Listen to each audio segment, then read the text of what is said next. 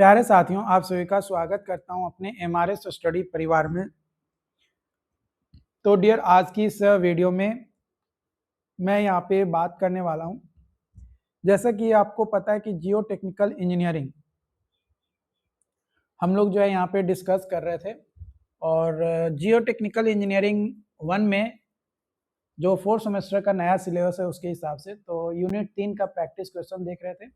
इससे पहले 2 वीडियोस हमने जो है प्रैक्टिस का आप लोगों को प्रोवाइड किया और आप लोग उसे देखे भी समझे भी। तो अब हम यहाँ पे आगे की ओर क्वेश्चन देखते हैं। तो यहाँ पे क्वेश्चन है हमारा कि अपलिफ्ट प्रेशर क्या होता है। अपलिफ्ट प्रेशर,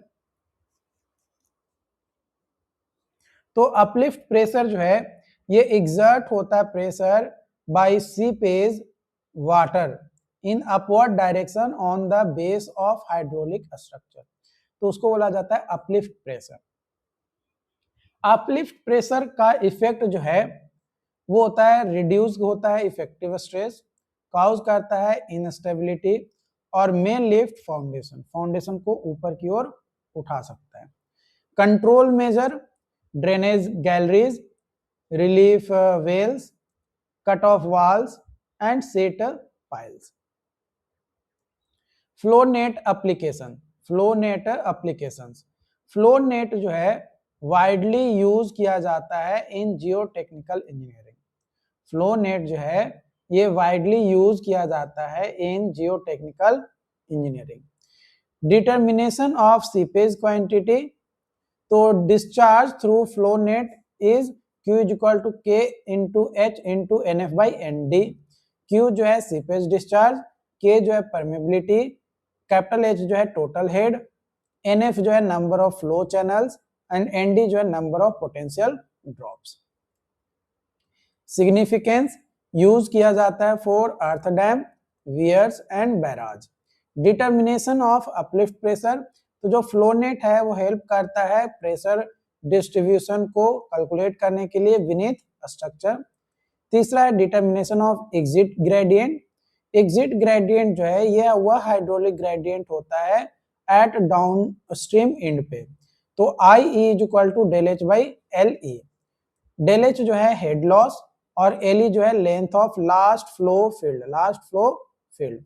इंपॉर्टेंस अगर देखें तो यूज किया जाता है टू चेक पाइपिंग फेल्यूर, है ना, यूज किया जाता है टू चेक पाइपिंग फेल्यूर। अगला क्वेश्चन है assumptions used in flow net construction, assumptions used in flow net construction। तो जो assumptions है वो कई तरीके के हैं, जैसे soil is homogeneous, soil is isotropic, Darcy's law valid, flow is laminar, flow is steady, soil remains saturated। ये हमारा जो है properties of flow net. Flow net का अगर प्रॉपर्टीज देखें तो सबसे पहला है flow lines and equipotential line intersect at right angles, flow field are approximately square, equal head loss occurs between adjacent and equipotential line, discharge through each flow channel is equal, no streamline intersect, no two equipotential line intersect, माने दो streamline और दो equipotential line एक दूसरे को intersect नहीं करता है, एक दूसरे को कट जो है नहीं करता है। Difference between streamlines and equipotential lines, streamlines और इक्विपोटेंशियल लाइंस के बीच में अगर हम बात करें डिफरेंसेस की, तो स्ट्रीमलाइंस एंड इक्विपोटेंशियल लाइन, तो स्ट्रीमलाइन शो करता है फ्लो पाथ को, water moves along them, never intersect each other and flow direction follow streamlines। Equipotential line show करता है equal head point, no flow occurs along them, never intersect each other and flow direction is perpendicular, माने flow का जो direction होगा उसके perpendicular जो है हमारा आएगा। अगला सवाल है importance of flow net in earth dam. Earth dam में फ्लो नेट का इंपॉर्टेंस, तो फ्लो नेट जो है हेल्प करता है कैलकुलेट करने के लिए quantity of seepage, uplift pressure distribution, exit gradient, safe design filters और सेफ्टी अगेंस्ट पाइपिंग को कैलकुलेट करने के लिए। तो जो कर्व्ड सीपेज लाइन है वो डाउन स्ट्रीम साइड में हमारा आएगा कुछ इस तरीके से। ये सिंगल लाइन वाला फ्लो लाइन है और डॉटेड वाला जो है वो आपका इक्विपोटेंशियल लाइन है कुछ इस तरीके से।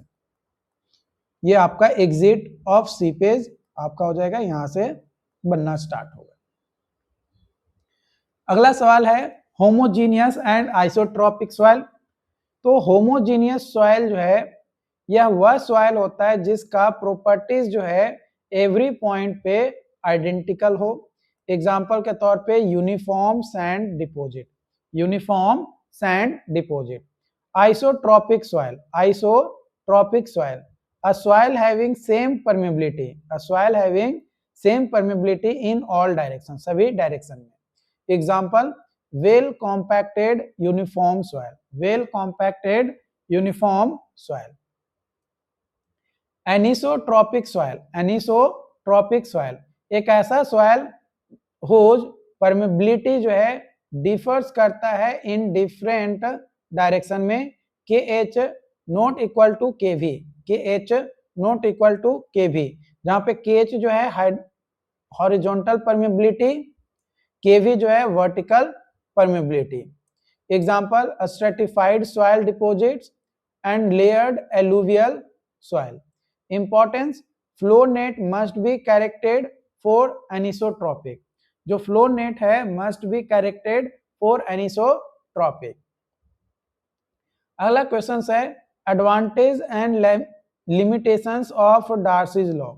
एडवांटेज और लिमिटेशंस अगर देखें डार्सीज लॉ का, तो एडवांटेज ये होता है कि सिंपल रिलेशंस होता है ना, B इज इक्वल टू के आई, तो Q इज इक्वल टू के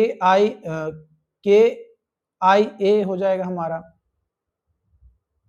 है ना।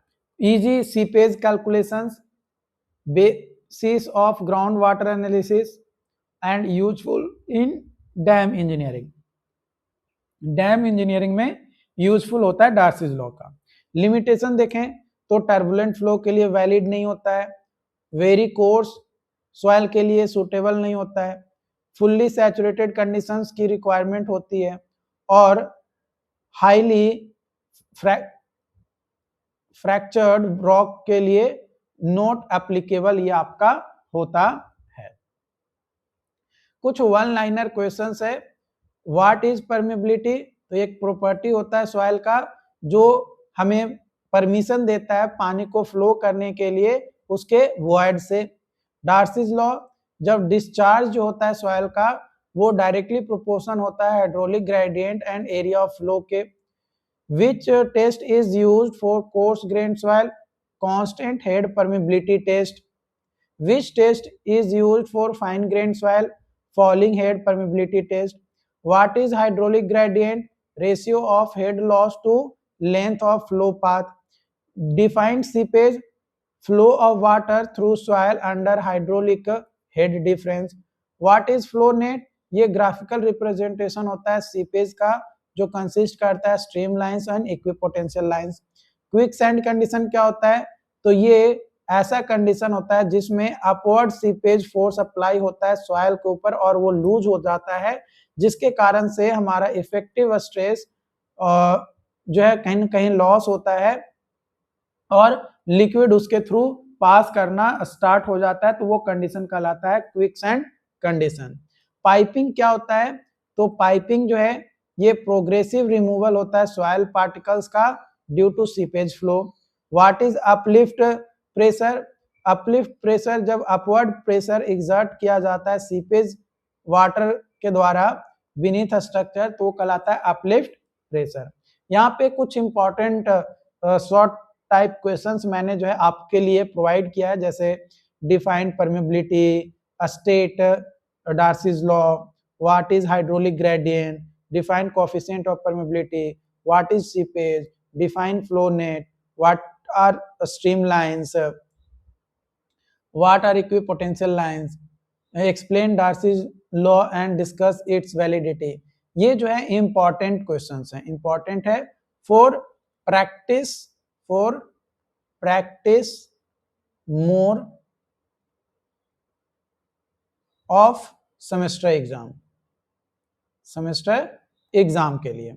लॉन्ग टाइम क्वेश्चन जो कि 10 से 15 नंबर का आपका पूछेगा, उसमें explain Darcy law and its validity, describe constant head permeability test with derivations, describe falling head permeability test with derivation, explain pumping in and out test, discuss factor affecting permeability of soil, explain permeability of a stratified soil, define flow net and explain its characteristics, describe graphical method of constructing flow nets, write detailed notes on seepage analysis, differentiate between streamlines and equipotential lines, describe constant head permeability test with derivations, describe falling head permeability test with derivation, explain field method for determining permeability, discuss factor affecting permeability of soil, explain permeability of stratified soil, define seepage and explain seepage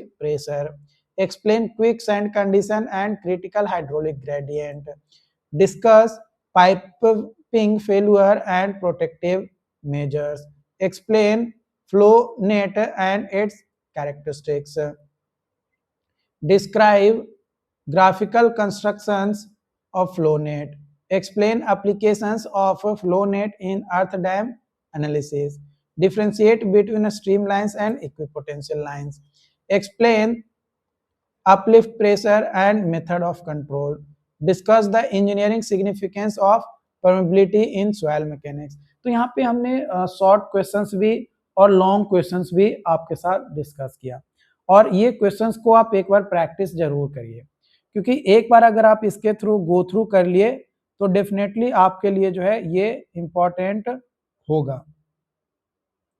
तो ये चीजें हैं, and जो questions का practice है, जितना ज्यादा से ज्यादा आप लोग करिएगा उतना ही बेहतर स्कोर आप जो है आप अपने एग्जाम्स में कर पाएंगे, क्योंकि सेमेस्टर एग्जाम्स का नाम ही है प्रैक्टिस मेक्स मैन परफेक्ट। अगर आप फर्स्ट सेमेस्टर में कुछ गलत किए तो उसके लिए आपको प्रैक्टिस करना जरूरी है, ताकि आप अगले सेमेस्टर में और बेटर कर सके। मान के चलो कि आपका थर्ड सेमेस्टर कैसा गया उससे कोई फर्क नहीं पड़ता है, लेकिन फोर्थ सेमेस्टर में आप किस तरीके से पढ़ाई कर रहे हो, क्या प्रैक्टिस का लेवल रखे हो, वो बहुत ही ज्यादा मायने रखता है, वो बहुत ही ज्यादा मायने रखता है। ओके, तो मिलते हैं अनदर वीडियोज में। Thank you.